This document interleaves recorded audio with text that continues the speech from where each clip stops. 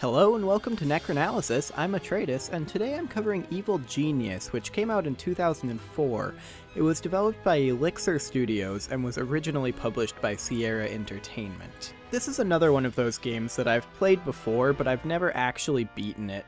I've always gotten frustrated with several of the choices that they made around 6 or 7 hours in, and after that I just quit. But I love the premise so much, and it's really a flawed gem. I have several issues with it that I think would have made the game a true masterpiece if they were fixed. It's a dungeon keeper-like dungeon management game, except the theme, instead of being a fantasy theme, is a spy thriller. It takes a lot of inspiration from James Bond and the like, and the aesthetic gives it a 60s or 70s feel, so it's got plenty of cheese, plenty of humor, it knows that it's a silly game, and it takes all of the cliches and runs with them, and it is amazing and glorious. So in Evil Genius, you design and build your base, which is, for me, the most interesting part of the game, and then you have to defend your base from the forces of justice while completing what are called Acts of Infamy, and you make money via nefarious means, and of course you achieve world domination! I don't know what that was. Anyway, moving on. As I said, the base design is, for me, the funnest part of the game. I'm showing you my base that I've designed here. I've designed it in security levels. Anything before this door right here is in security level 1. That's just what I called it. It's completely unofficial. There's nothing incriminating in this section, so I really don't care if the forces of justice break into stuff and waste their time there. After this door that I'm showing you here is what I call security level 2. It contains things that are of moderate to high heat but don't particularly need protection. There are a lot of rooms that I know are coming up, but I don't currently have unlocked, so right now it's just the freezer where I store the dead bodies. Any agents that get past the door into security level 2 are immediately tagged for termination because they might see something. And then after this door is what I call security level 3. It contains things that are of either very high heat or are necessary for the base to keep running, such as the control room, power generation room, and, of course, my inner sanctum. Now, for reasons that I can't fathom, honestly, I have no idea why I went down this route, I've not used traps at all in this base. Traps are awesome. Chaining their effects will generate money out of thin air somehow. I'm not entirely sure how that works, but it's a great way to deal with those pesky forces of justice, and it's very amusing as well. In fact, there are people who do nothing but make very elaborate systems of traps and try to chain them together as much as possible. Of course, the reason why you do this is to chain together as many as possible so that you generate money, so that you can build more elaborate trap systems. It's a wonderful, wonderful cycle. And the traps segue into base defense very well. It's very interconnected there. The forces of justice are going to attempt to uncover incriminating evidence on you, or steal or break your stuff, or kill your minions. That's not good. They shouldn't do that. It's rude, but they're going to do it anyway. There's not a ton of control you have over that, though, other than your base design and your traps. And then there's also tagging, which I touched on briefly earlier. I think I just mentioned it, actually.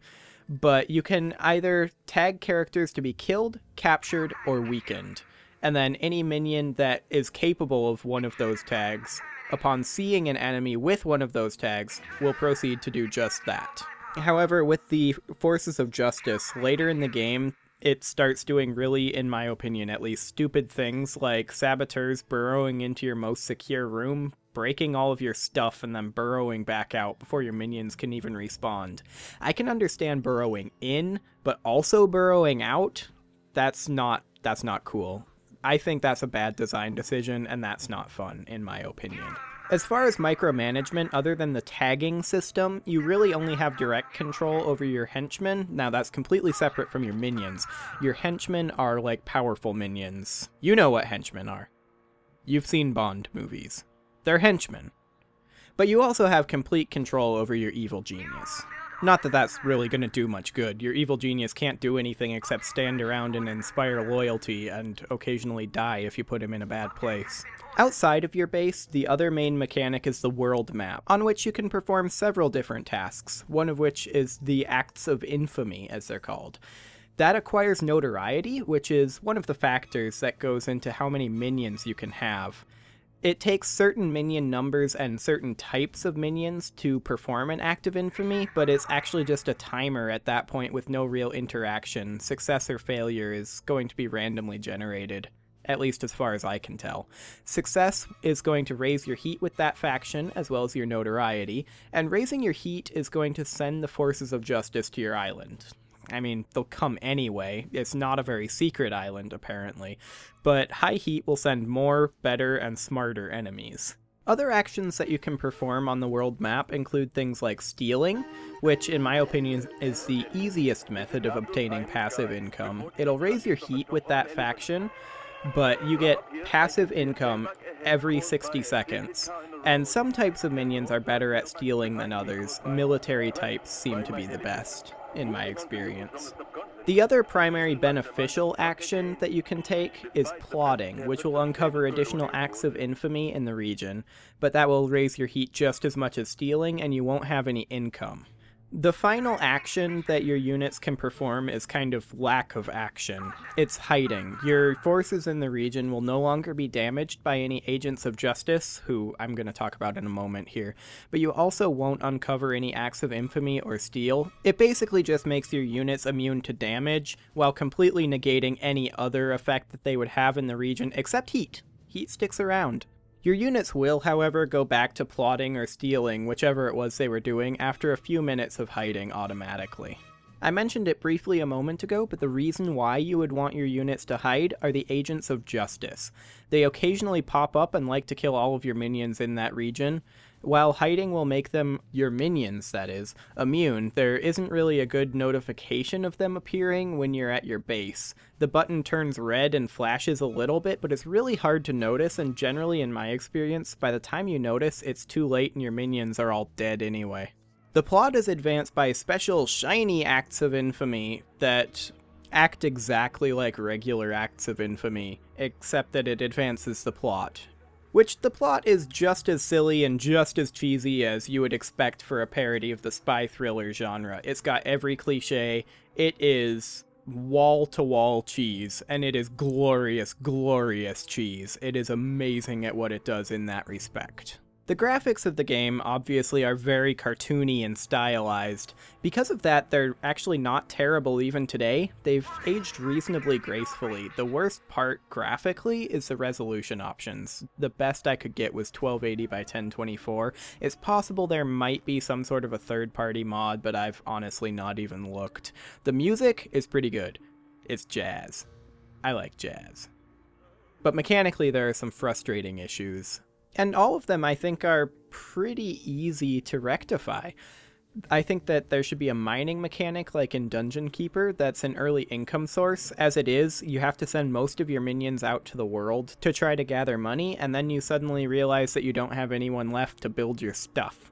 So I think that a mining mechanic that you mine out some sort of gems that you then export for an early money boost would be an excellent system. Justice forces tunneling both in and out isn't fun to me. It should be one or the other if you have to have them, not both.